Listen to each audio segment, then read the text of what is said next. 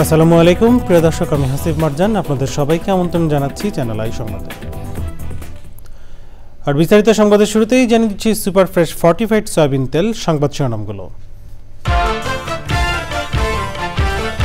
কোটা সংস্কার আন্দোলনকারীদের কমপ্লিট শাটডাউনে রাজধানীতে যানবাহন চলাচল কম। বুধবার রাতে শনির আখড়ায় গুলিবিদ্ধ হয়ে যুবকের মৃত্যু।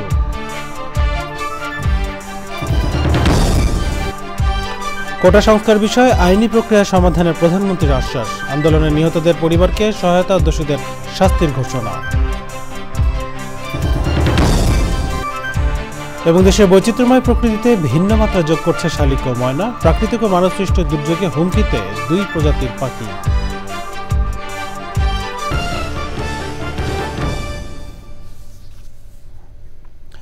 সংবাদ শিরোনামগুলো জানাচ্ছিলাম। এখনকার সংবাদ আয়োজন একই সঙ্গে চ্যানেলে ইউটিউব চ্যানেলে এবং চ্যানেলের ওটিটি প্ল্যাটফর্ম আই স্ক্রিনে লাইভ স্ট্রিম হচ্ছে। চলাচ্ছে বিস্তারিত সংবাদে।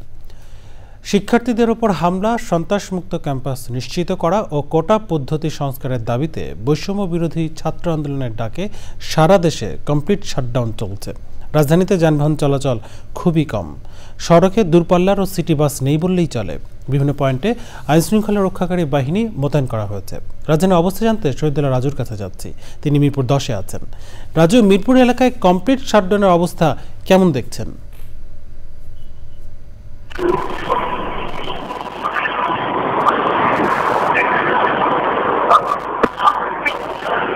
আসিফ, আমি এখন আছি মিরপুর 10 নম্বরের যে গোলচত্বর, সেই গোলচত্বরের সামনে। আর সকাল থেকে আমি ঢাকার যে মিরপুর, গাবতলী, শ্যামলী, কল্যাণপুর সহ বিভিন্ন এলাকা ঘুরে দেখেছি। আসলে যে গণপরিবহন নাই বললেই চলে, দু একটি বাস অনেকক্ষণ পর পর আসছে।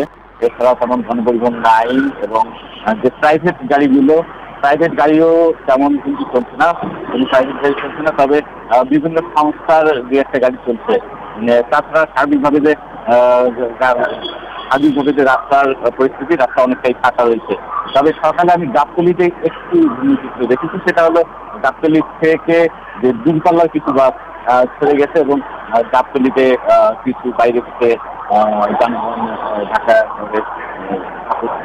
তাছাড়া মোটামুটি ভাবে শান্তিপূর্ণভাবে এখন পর্যন্ত শাটডাউন কর্মসূচি রয়েছে। এবং আমি দেখতে পাচ্ছি দোকানপাটও কিন্তু অনেকটাই বন্ধ, খুব বেশি দোকানপাটও কিন্তু ফেলেনি রাজধানী জুড়ে এবং যানবাহন চলাচল কম। তবে বিপুল পরিমাণ আইন শৃঙ্খলা রক্ষাকারী বাহিনীর সদস্যের উপস্থিতি রয়েছে এবং 10 নম্বরের যে গোল চত্বরটা পুরোটাই কিন্তু এখানে আইন শৃঙ্খলা রক্ষাকারী বাহিনী মোতায়েন রয়েছে এবং বিজিবি, আনসার, র্যাব সহ অন্যান্য আইন শৃঙ্খলা রক্ষাকারী বাহিনীর সদস্যগুলো মোতায়েন করা হয়েছে এবং নতুন করে প্রায় 229 ব্যাটালিয়ন আনসার কিন্তু মোতায়েন করা হয়েছে। আরেকটা বিষয় জানিয়ে রাখি যে 15 জুলাই ঢাকা বিশ্ববিদ্যালয়ে যে সহিংসতার পর গত 2 দিন ধরে কিন্তু সহিংস পরিস্থিতি বিরাজ করছে এবং সংঘর্ষের ঘটনা ঘটেছিল। গতকাল রাতেও কিন্তু শনিরাখড়া যাত্রাবাড়ি এলাকায় অনেকটা সংঘর্ষের ঘটনা ঘটেছে এবং শনিরাখড়ায় একজন মারা গেছে। তবে সকাল থেকে পরিস্থিতি অনেকটাই শান্ত আমরা দেখতে পাচ্ছি। তবে আওয়ামী লীগের নেতাকর্মীরা কিন্তু গাবতলীতে এবং মিরপুর 10-এ তাদের অবস্থান রয়েছে, লাঠিসোঁটা নিয়ে তারা অবস্থান করছিল। এবং তাছাড়া আমি যে বৈষম্য বিরোধী ছাত্র আন্দোলনের এখন পর্যন্ত এদিকে দৃশ্যমান কোনো উপস্থিতি দেখা যায়নি এবং যানবাহন চলাচল অনেকটাই কম, গণপরিবহন দু একটা থেমে চলছে। আসিফ, রাজু, আপনাকে ধন্যবাদ। মিরপুর থেকে কমপ্লিট শাটডাউন অবস্থা জানাচ্ছিলেন শহীদুল্লাহ রাজু। এদিকে ঢাকা বিশ্ববিদ্যালয় এলাকায় আছেন সৈয়দ অদিত, সরাসরি যাচ্ছি তার কাছে। অদিত, কমপ্লিট শাটডাউনের ঢাকা বিশ্ববিদ্যালয়ের অবস্থা কেমন দেখছেন? ধন্যবাদ হাফিজ। কোটা সংস্কার আন্দোলনকে ঘিরে সংঘর্ষে খুনের দায়ে অভিযুক্তের বিচার ও সন্ত্রাসমুক্ত ক্যাম্পাসের দাবিতে সারা দেশে কমপ্লিট শাটডাউন কর্মসূচি পালন করছে বৈষম্য বিরোধী ছাত্র আন্দোলন। এই মুহূর্তে আমি আছি ঢাকা বিশ্ববিদ্যালয় এলাকায়।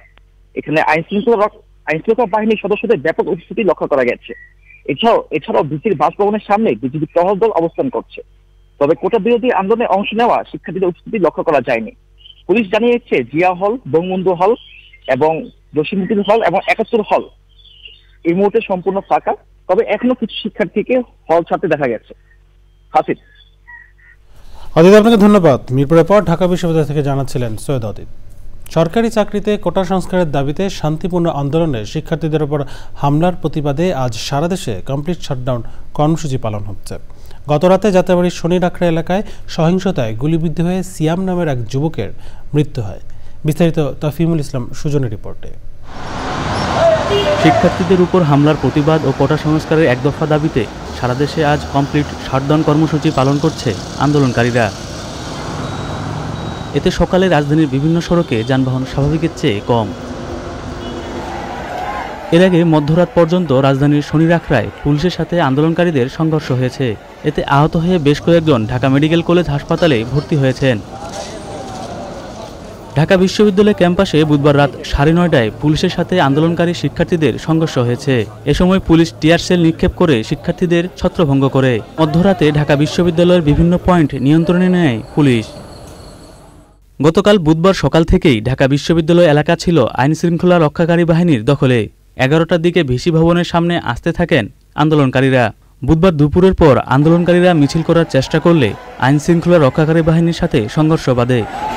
দফায় দফায় সংঘর্ষে police tear shell, rubber bullet ও সাউন্ড গ্রেনেড নিক্ষেপ করে ছত্রভঙ্গ করে দেয় শিক্ষার্থীদের। এদিকে কোটা সংস্কার আন্দোলন নিয়ে জাতির উদ্দেশ্যে ভাষণে প্রধানমন্ত্রী শেখ হাসিনা বলেন, আইনি প্রক্রিয়ার মাধ্যমে সমস্যার সমাধানের সুযোগ রয়েছে। সর্বোচ্চ আদালতের রায় আসা পর্যন্ত ধৈর্য ধরে অপেক্ষা করার জন্য সকলকে অনুরোধ জানান প্রধানমন্ত্রী। তাফহিমুল ইসলাম সুজন, চ্যানেল আই, ঢাকা। কোটা সংস্কার নিয়ে আদালতের মাধ্যমে শিক্ষার্থীরা ন্যায্য বিচার পাবে প্রত্যাশা করে প্রধানমন্ত্রী শেখ হাসিনা সবাইকে ধৈর্য ধরার আহ্বান জানিয়েছেন। বলেছেন, আন্দোলনে নিহতের ঘটনায় বিচার বিভাগীয় তদন্ত হবে। নিহতদের পরিবারকে আর্থিক সহায়তা দেওয়ার কথাও বলেছেন প্রধানমন্ত্রী। দোষীদের শাস্তির আওতায় আনার কথাও জানিয়েছেন প্রধানমন্ত্রী শেখ হাসিনা। এবার আরও জানাচ্ছেন নীলাদ্রি শেখর। 1975 সালে কোটা সংস্কারের দাবিতে শিক্ষার্থীদের আন্দোলন রূপ নিয়েছে সহিংসতায়। শিক্ষা প্রতিষ্ঠান বন্ধ করে দেওয়া হয়েছে, বিশ্ববিদ্যালয়ের হলগুলো খালি করার নির্দেশ দেওয়া হয়েছে। এমন পরিস্থিতিতে জাতির উদ্দেশ্যে দেয়া ভাষণে প্রধানমন্ত্রী শেখ হাসিনা প্রথমেই প্রাণহানির ঘটনায় দুঃখ প্রকাশ করেন, সমবেদনা জানান। বলেন, সরকার সহনশীলতা দেখানোর পরও কিছু মহলের কারণে সহিংসতা হয়েছে।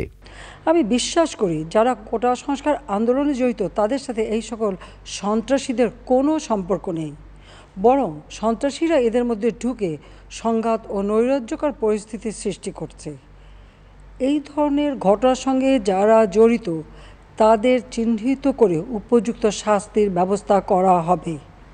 আমি দ্ব্যর্থহীনভাবে ঘোষণা করছি, যারা হত্যাকাণ্ড, লুটপাট ও সন্ত্রাসী কর্মকাণ্ড চালিয়েছে, এরা যেই হোক না কেন, তারা যেন উপযুক্ত শাস্তি পায় সে ব্যবস্থা নেওয়া হবে। আমি আরও ঘোষণা করছি, হত্যাকাণ্ড সহ যে সকল অনভিপ্রেত ঘটনা ঘটেছে সুষ্ঠু ও ন্যায় বিচারের স্বার্থে সে সকল বিষয় বিচার বিভাগীয় তদন্ত করা হবে। কাদের উস্কানিতে সংঘর্ষের সূত্রপাত হলো, কারা কোন উদ্দেশ্যে দেশকে একটি অরাজক পরিস্থিতির দিকে ঠেলে দিল তা তদন্ত করে বের করা হবে। উদ্ভূত পরিস্থিতিতে শিক্ষার্থীদের নিরাপত্তা নিয়ে উদ্বেগ প্রকাশ করেন সরকার প্রধান। আমি আন্দোলনরত কোমলমতি ছাত্রছাত্রীদের নিরাপত্তা নিয়ে অত্যন্ত উদ্বিগ্ন। এই সন্ত্রাসীরা যে কোনো সময় সংঘাতের পরিবেশ তৈরি করে তাদের ক্ষতি সাধন করতে পারে। তাই শিক্ষার্থীদের পিতা মাতা, অভিভাবক এবং শিক্ষকদের প্রতি আমার আবেদন, তারা যেন তাদের সন্তানদের নিরাপত্তার বিষয়ে সজাগ থাকেন। একই সাথে সকল শিক্ষা প্রতিষ্ঠানের ছাত্রছাত্রীদের নিরাপত্তার বিষয়টি বিশেষভাবে নজর রাখেন। আইনি প্রক্রিয়ার মধ্যে দিয়ে কোটা সংস্কার আন্দোলনের সুষ্ঠু সমাধান হবে বলেও প্রত্যাশা করেন প্রধানমন্ত্রী। সরকার হাইকোর্টের রায়ের বিরুদ্ধে সর্বোচ্চ আদালতে আপিল করেছে। আপিল আদালতে শুনানির দিন ধার্য করা হয়েছে। আদালত শিক্ষার্থীদের কোনো বক্তব্য থাকলে তা শোনার সুযোগ সৃষ্টি করে দিয়েছে। এই আইনি প্রক্রিয়ার মাধ্যমে সমস্যা সমাধানের সুযোগ রয়েছে। এই আইন প্রক্রিয়া সমাধানের সুযোগ থাকা সত্ত্বেও রাস্তায় আন্দোলনে নেমে দুষ্কৃতিকারীদের সংঘাতের সুযোগ করে দেবেন না। সর্বোচ্চ আদালতের রায় আসা পর্যন্ত ধৈর্য ধরে অপেক্ষা করার জন্য আমি সকলকে বিশেষভাবে অনুরোধ জানাচ্ছি। আমার বিশ্বাস আমাদের ছাত্র সমাজ উচ্চ আদালত থেকে ন্যায় বিচারই পাবে, তাদের হতাশ হতে হবে না। যারা হত্যাকাণ্ডের শিকার হয়েছে তাদের পরিবারের জীবন জীবিকা নির্বাহের ক্ষেত্রে সহযোগিতারও আশ্বাস দেন প্রধানমন্ত্রী শেখ হাসিনা। একটি অরাজক পরিস্থিতি। Niladri Shekhar, channel I, Dhaka. Quota সংস্কারের দাবিতে আন্দোলনরত শিক্ষার্থীদের উপর নিপীড়ন এবং হত্যার প্রতিবাদে কানাডার টরন্টোয় স্থানীয় সময়ে বুধবার 3টি আলাদা প্রতিবাদ সমাবেশ অনুষ্ঠিত হয়েছে। সাংস্কৃতিক সংগঠন অন্যস্বর ও অন্য থিয়েটারের উদ্যোগে সন্ধ্যায় টরন্টোর শহীদ মিনার চত্বরে মৌন প্রতিবাদ, বাংলা টাউনে কানাডার বিভিন্ন শিক্ষা প্রতিষ্ঠানে অধ্যয়নরত বাংলাদেশি শিক্ষার্থীদের উদ্যোগে প্রতিবাদ সমাবেশ হয়। এর আগে বিকেলে শহীদ মিনারে সাধারণ নাগরিকদের উদ্যোগে প্রতিবাদ সমাবেশ অনুষ্ঠিত হয়েছে। সমাবেশগুলোতে সব ধরনের সহিংসতার তীব্র নিন্দা ও ক্ষোভ জানান বক্তারা। শিক্ষার্থী হত্যার দৃষ্টান্তমূলক শাস্তি দাবি করে কোটা সংস্কারের ন্যায্য দাবি মেনে নিতে সরকারকে আহ্বান জানান তারা।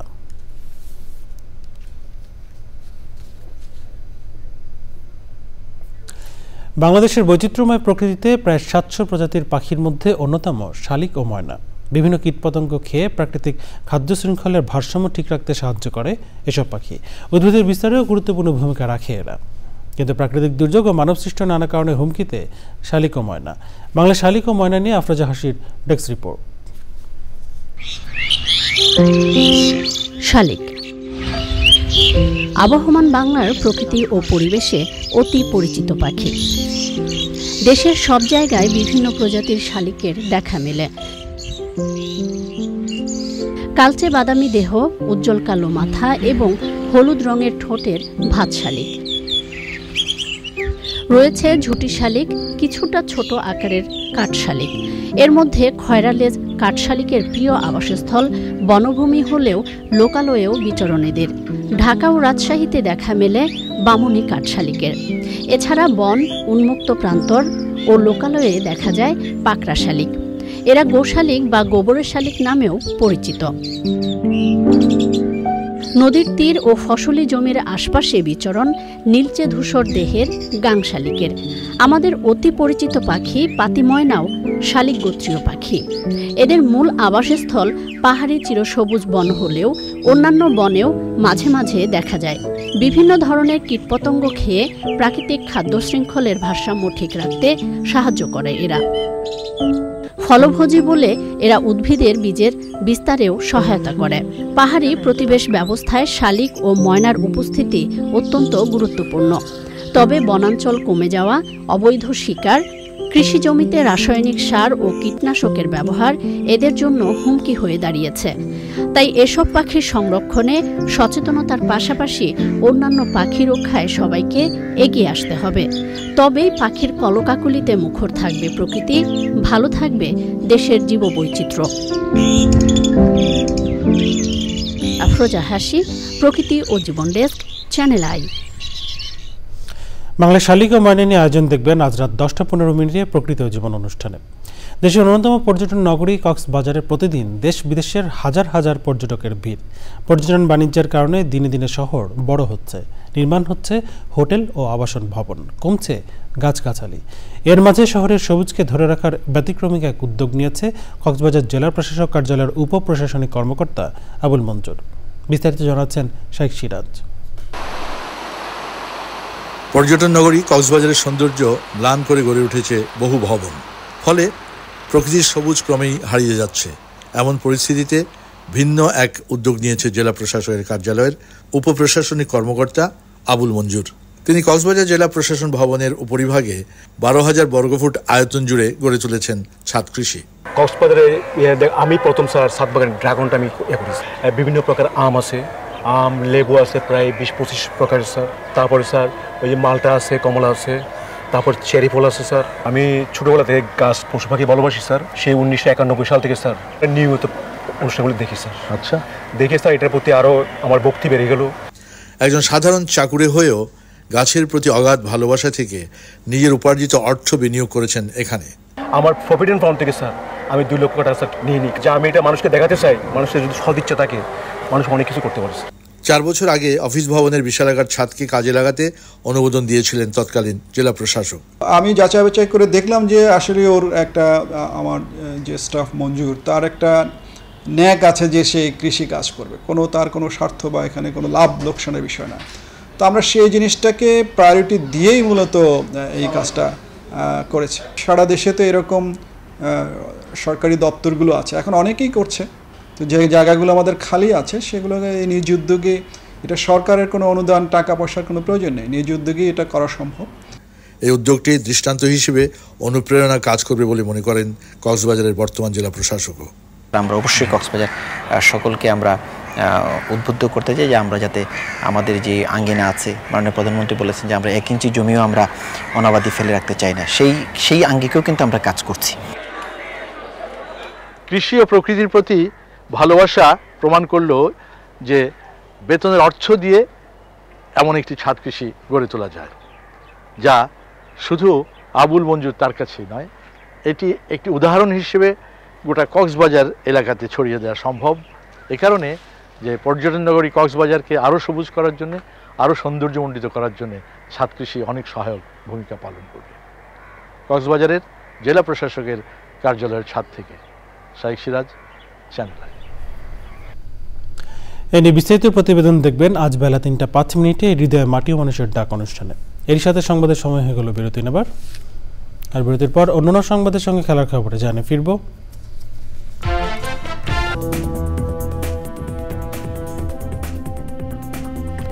ফিরে এলাম বিরতির পর, স্বাগত আর একবার চ্যানেল আই সংবাদে। জানাবো নিটল টাটা কৃষি সংবাদ।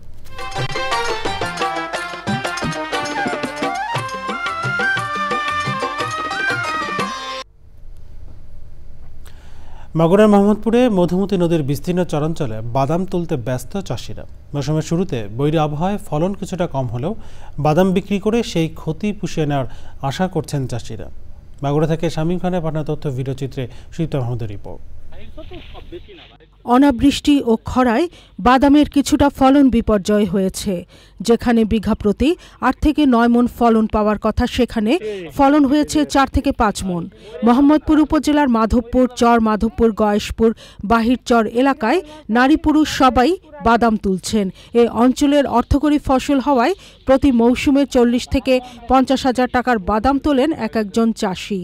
বাদাম চাষিরা জানান, মানভেদে প্রতি মণ বাদাম 5 থেকে 6 হাজার টাকায় বিক্রি হচ্ছে। অনেক টাকা খরচ হয়েছে, প্রচুর টাকা খরচ হয়েছে। আর এই যে বাদাম লাগাইছি, বিঘা বইতে হয়তো 8 থেকে 10 মণ পাই। তো এইবার যে খরার যে বছর গেল, তা এই মানে সেচ দিছি, সেচ দেওয়ার পরেও আসলে বৃষ্টি না হলে তো আসলে কৃষকরা তো বাঁচবে না।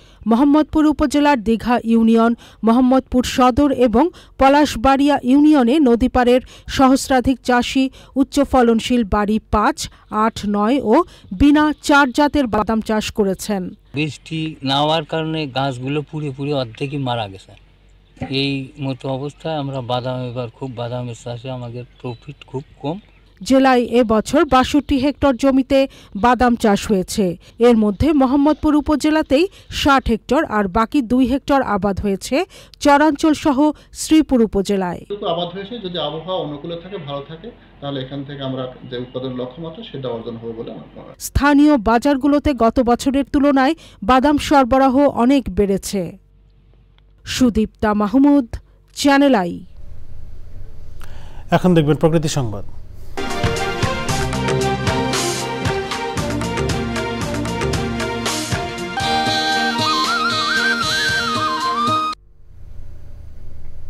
পরিবেশ রক্ষায় নেত্রকোনায় হাওর অঞ্চলে বৃক্ষরোপণ করছে স্থানীয় প্রশাসন।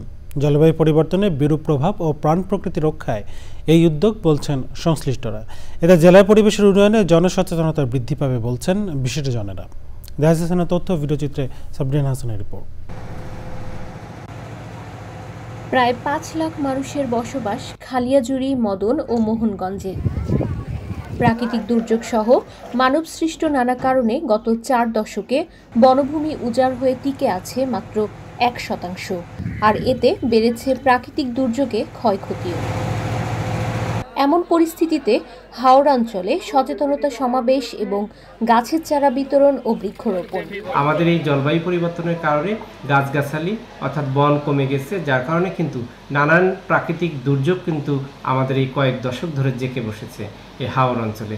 এর কারণেই দেখা যাচ্ছে যে ঘন ঘন এখানে খরা, বন্যা সহ মানুষ কিন্তু মাইগ্রেট হয়ে অন্য জায়গায় চলে যাচ্ছে।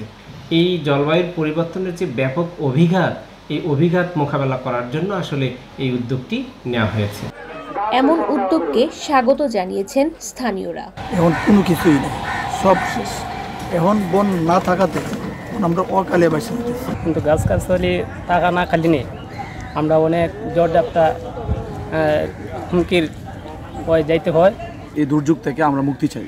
এমন কার্যক্রম অব্যাহত রাখার কথা জানিয়েছেন আয়োজকরা। আমরা দেখি যে অনেক সময় গাছের চারা বিতরণ করা হয়, কিন্তু অর্ধেক চারাই সেটা লাগানো হয় না বা সেটা বাঁচে না।